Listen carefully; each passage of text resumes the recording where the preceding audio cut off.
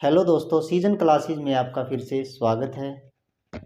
जैसा कि हमने अनाउंसमेंट की थी, 8वीं से 12वीं क्लास के हर सब्जेक्ट की हम क्लासेस अवेलेबल करवाएंगे। और आज हमारा टॉपिक जो है साइंस क्लास की 8वीं 9वीं और 10वीं क्लास के क्लास से टॉपिक है जिसका नाम है जैव रासायनिक चक्रण।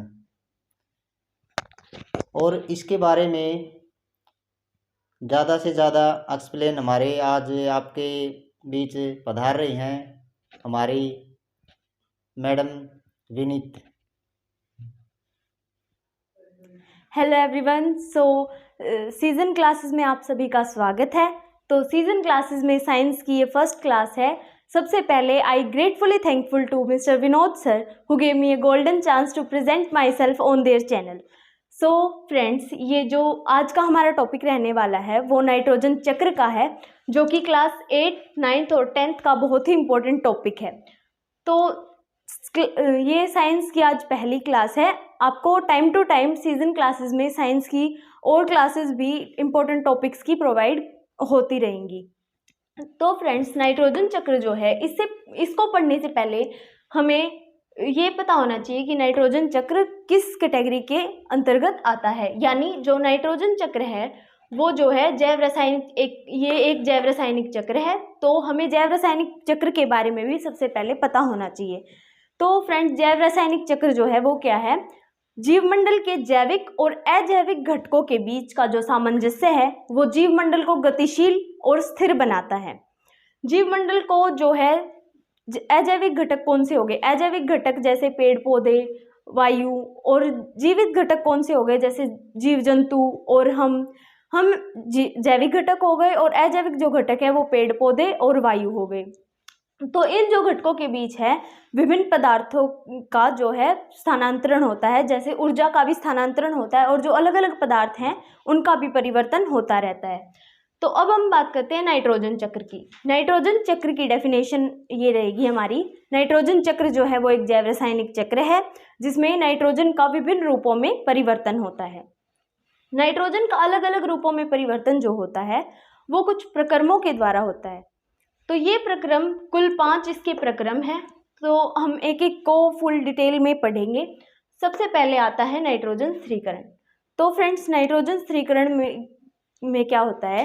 जो नाइट्रोजन है ना वो पेड़ पौधों के द्वारा भी और हमारे द्वारा भी सीधे रूप से, यानी वायुमंडल में जो N2 है यानी नाइट्रोजन है, वो वायुमंडल से हमारे द्वारा सीधे तौर पर ग्रहण नहीं की जा सकती।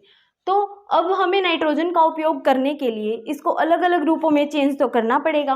तो फर्स्ट जो चक्र है उसमें जो हम यही लिखेंगे कि नाइट्रोजन जो है वो पेड़ पौधों द्वारा और जीव जंतुओं द्वारा वो सीधे वायुमंडल से ग्रहण नहीं की जा सकती। इस कारण हमें नाइट्रोजन को विभिन्न रूपों में बदलने की आवश्यकता है। लेकिन हमें ये भी पता होना चाहिए कि नाइट्रोजन जो है हमारे अंदर, जो हमारे न्यूक्लियस में डीएनएज, आरएनएज, ये सभी चीज़ें पाई जाती हैं, इनका भी एक अंग है। और नाइट्रोजन यूरिया का भी एक अंग है, किंतु फिर भी ना इसको हम वायुमंडल से सीधे ग्रहण नहीं कर सकते। तो नाइट्रोजन स्थिरीकरण में क्या होगा? 2 हमारे बैक्टीरियाज होते हैं, डाइजोट्रोप्स एंड राइजोबियम बैक्टीरिया।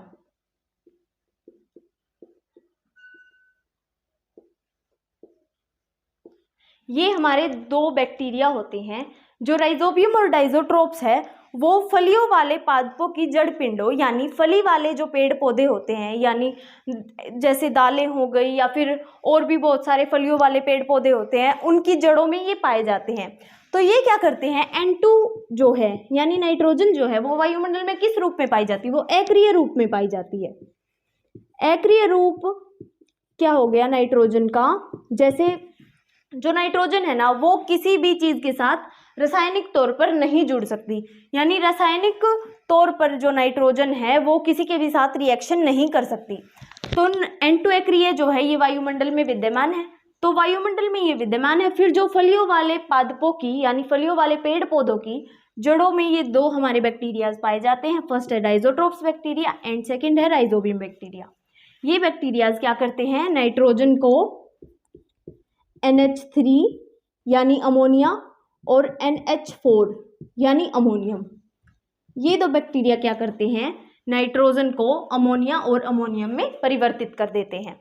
और जो इसका हम एक एग्जांपल ले सकते हैं कि N2 जो है अक्रिय रूप में किस प्रकार पाई जाती है, हमारे जो चिप्स के पैकेट होते हैं उनमें भी जो है नाइट्रोजन ही भरी जाती है, क्योंकि चिप्स का जो पैकेट होता है वो किसी भी गैस के साथ आसानी से या फिर उसके अंदर जो भी खाने का सामान जो भी रखा जाता है उसके साथ रिएक्शन ना करे, इसलिए उसमें नाइट्रोजन गैस भरी जाती है। नाइट्रोजन गैस को भर देने के बाद उसके अंदर जो है, जो उसमें जो भी खाद्य पदार्थ है या फिर जो उसका बाहर का पैकेट है, उनके बीच रासायनिक तौर पर वो उन दोनों के बीच में कुछ भी मतलब परिवर्तन नहीं होता, यानी वो चिप्स जो है, चिप्स वगैरह कुरकुरे वगैरह जो भी है वो बहुत जल्दी खराब नहीं होते हैं। तो आई होप आपको ये फर्स्ट टॉपिक अच्छे से क्लियर हो गया होगा। इसके बाद हमारा आता है नाइट्रीकरण। तो फ्रेंड्स, नाइट्रीकरण में हमारा क्या होता है, अब जो ये अमोनिया और अमोनियम हमारा बना है, अमोनिया और अमोनियम ये जो बना है ना, ये कुछ जीवों के लिए हानिकारक होती है, मतलब कुछ जीव इसको ग्रहण करते ही या तो उनमें कोई बीमारी आ जाती है या फिर वो सीधे ही उनकी डेथ हो जाती है। तो अमोनिया और अमोनियम जो है वो बहुत से जीवों के लिए हानिकारक है।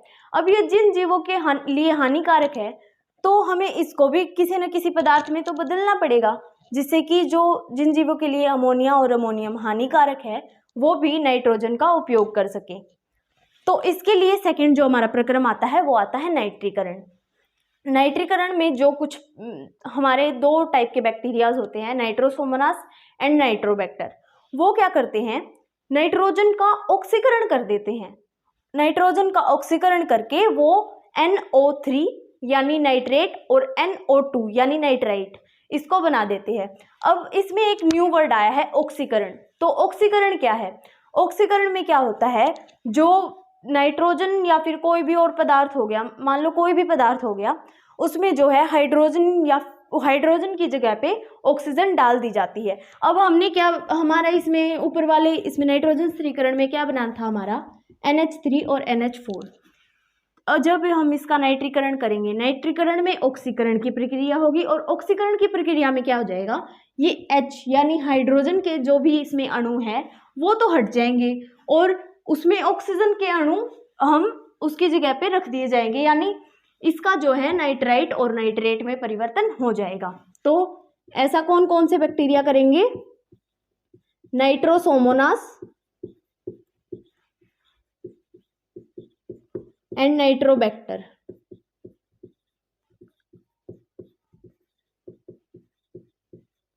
ये दोनों बैक्टीरिया क्या करेंगे, NH3 अमोनिया और NH4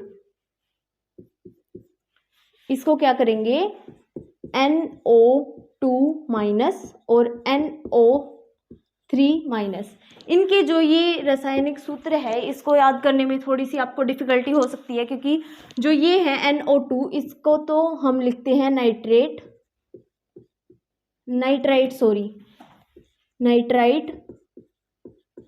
और NO3 जो है इसको हम लिखते हैं नाइट्रेट।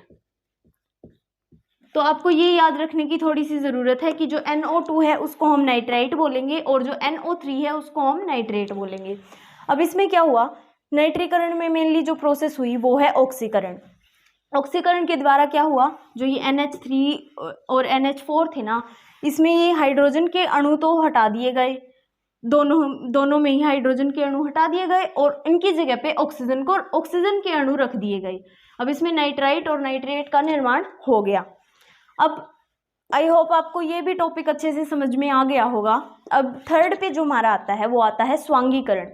स्वांगीकरण में क्या होता है, स्वांगीकरण में जो पेड़ पौधे हैं और जो जीव जंतु हैं वो अपने अपने प्रोटीन का निर्माण कर लेते हैं और अपने अपने प्रोटीन का निर्माण वो नाइट्रोजन के द्वारा ही करते हैं। कैसे, जो ये NH3 और NH4 बने हैं, अमोनिया और अमोनियम बने हैं और NO2 और NO3 बने हैं, इनसे ही क्या करेंगे, पेड़ पौधे अपने प्रोटीन बना लेंगे। और जब पेड़ पौधे अपने प्रोटीन के रूप में क्या बनाएंगे, फल बनाएंगे, फसल का उत्पादन करेंगे या फिर अपने अपने पत्ते वगैरह ये बना लेंगे और अपने भोजन का भी निर्माण कर लेंगे और साथ ही साथ पेड़ पौधों पर जो फल या फिर फसलें उगेंगी उन्हें कौन ग्रहण करेगा, हम या फिर जीव जंतु ग्रहण करेंगे। तो हम और जो विभिन्न जानवर वगैरह हैं वो जो है पेड़ पौधों से भोजन ग्रहण करेंगे और अपने अपने प्रोटीन भी बना लेंगे। तो स्वांगीकरण प्रोसेस में ज़्यादा कुछ नहीं है, बस यही है कि जो पेड़ पौधे हैं और जो जीव जंतु हैं वो अपने अपने प्रोटीन बना लेते हैं। इसको आपको इतना ज़्यादा ध्यान में रखने की ज़रूरत नहीं है। मेनली जो ये दो टॉपिक हैं इसमें जो ये वाली और ये वाली प्रोसेस है इसको आपको ध्यान में रखना है। तो आई होप आपको ये भी टॉपिक अच्छे से समझ में आ गया होगा। इसके जस्ट बाद आता है अमोनीकरण। अमोनीकरण में क्या होता है, अमोनीकरण नाम से ही पता चलता है, इसमें अमोनिया का निर्माण होता है। अमोनिया का निर्माण कैसे होगा, जो पेड़ पौधे हैं वो जब मर जाते हैं यानी मतलब वो सूख जाते हैं और जो जीव जंतु है वो जब मर जाते हैं तो वो पृथ्वी में मिट्टी में ही क्या करते हैं, मिल जाते हैं। तो उनके अंदर भी कुछ ना कुछ, मैंने अभी बताया कि डीएनएज एंड आरएनएज का जो नाइट्रोजन है वो एक अंग है, तो उनके अंदर भी जो डीएनए आरएनए होता है उसमें नाइट्रोजन पाई जाती है। तो नाइट्रोजन क्या होती है, पेड़ पौधे जब मर जाते हैं ना तो वो नाइट्रोजन वापस से पृथ्वी में मिल जाती है और वही नाइट्रोजन फिर से अमोनिया और अमोनियम के रूप में परिवर्तित हो जाती है। इसमें भी ज़्यादा कुछ नहीं है, इसमें हमारा जो है पेड़ पौधे ने अपना अपना प्रोटीन बनाया और इसमें क्या किया, ये जो नाइट्रोजन है हमारी वो मिट्टी में मिली, तो मिट्टी में मिलने के बाद उससे जो है अमोनिया और अमोनियम का निर्माण हुआ। इसमें हम ये लिख लेते हैं, अमोनिया एवं अमोनियम का निर्माण हुआ।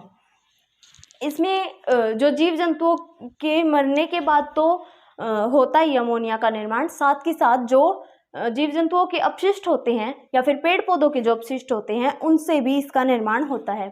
और इसमें एक और प्रोसेस आती है बिजली के कड़कने से। बिजली के कड़कने से भी जो है NH3 NH4 का जो है निर्माण होता है।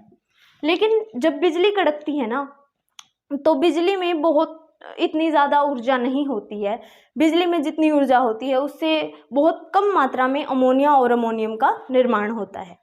तो आई होप आपको ये भी टॉपिक क्लियर हो गया होगा। अब इसके जस्ट बाद आता है हमारा विनाइट्रीकरण। विनाइट्रीकरण में क्या होता है, जो कुछ विनाइट्रीकरण बैक्टीरिया होते हैं, ये बैक्टीरिया भी मिट्टी में ही पाए जाते हैं। तो जो कुछ विनाइट्रीकरण बैक्टीरिया होते हैं ना वो वायुमंडल की नाइट्रोजन को क्या करते हैं, फिर से जो नाइट्रोजन है ना उसकी ऑक्सीजन का तो वो उपयोग कर लेते हैं और नाइट्रोजन जो है उसको फिर से वायुमंडल में छोड़ देते हैं। इसको मैं दोबारा एक्सप्लेन करना चाहूँगी। विनाइट्रीकरण प्रोसेस में क्या होता है, कुछ विनाइट्रीकरण बैक्टीरिया जो कि मृदा में ही पाए जाते हैं वो क्या करते हैं, वायुमंडल की नाइट्रोजन से ऑक्सीजन तो ग्रहण कर लेते हैं और नाइट्रोजन को फिर से वायुमंडल में छोड़ देते हैं। ऐसा वो कब करते हैं, अवायवीय स्थिति में वो ऐसा करते हैं। अब अवायवीय स्थिति भी क्या है उसके बारे में मैं एक्सप्लेन आपको कर देती हूँ। अवायवीय स्थिति,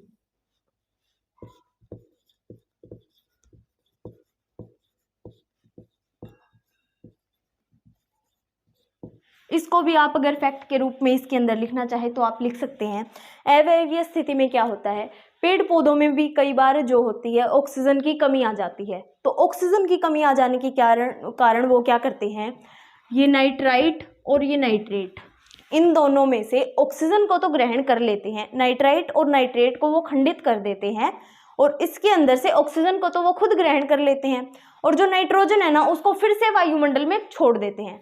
अब इसमें आपने देखा पहले जो नाइट्रोजन है वो अमोनिया और अमोनियम में परिवर्तित हुई, किसने किया, डाइज़ोट्रोप्स एंड राइजोबियम बैक्टीरिया ने।